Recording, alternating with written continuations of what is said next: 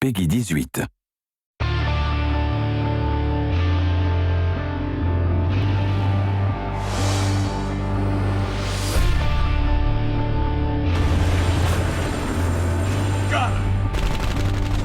Spec Ops The Line is a third-person military-themed shooter with a focus on a dark and mature narrative, which follows a squad of Delta Force operators into Dubai on a rescue mission.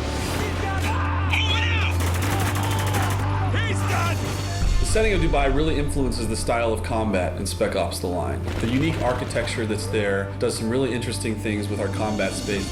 We draw a lot of inspiration of the way things were built there, like the scale is just really over the top. And as an art team, we use that to translate it into our game environment. So all the spacing is bigger, everything is a little bit more grand and spectacular.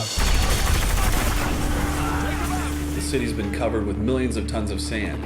It really provides sort of a very new and fresh combat experience.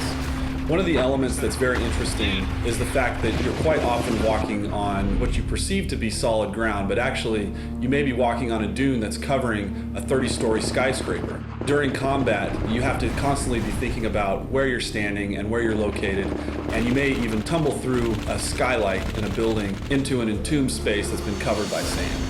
Throughout the game, the player encounters opportunities to leverage the power of the sand to help him basically to kill enemies or open new pathways. You see sand piled up behind a window, and you shoot the window, and sand comes pouring out. So there's a number of locations in the game where out of the narrative grew an opportunity for us to let the player make a choice. This is a test.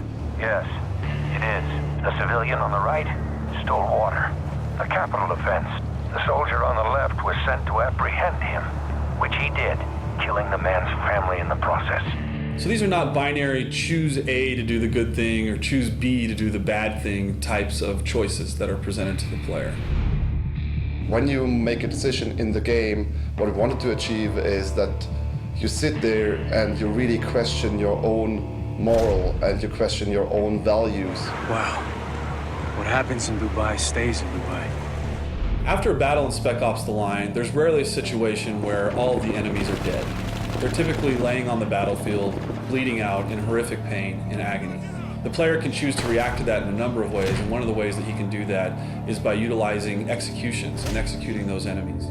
Since Spec Ops The Line is a realistic shooter and you're up against humans with guns, it was always very important for us to make sure that there's enough variety in gunplay and in enemy behavior. So we created all those different enemy types to make sure that there's always enough variety and fun to fight those guys. It was too close, Walker! Take this guy out! Is that all of them? I think we're clear. What about the civilians? 33rd get away with any of them? Yeah, they did. The campaign in Spec Ops The Line is heavily influenced by the people who are left there in Dubai after sandstorms have ravaged the region. This element of survival in a combat scenario permeates into the gameplay itself. Many of the conflicts in the campaign actually had to do with those survivors and these elements of them trying to provide for their families and protect them from the situation that they found themselves in.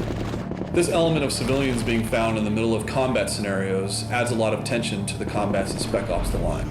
The CIA doesn't start when it can't finish. Well, now's the time to prove it, because I'm not telling you shit. No! What the hell? What we wanted to achieve was that the player really not only makes his decisions as the character, but also as himself, as a person, as the human in front of the console. We hope that this invites players to think about what wartime scenarios are really like for the people that are trapped within their confines.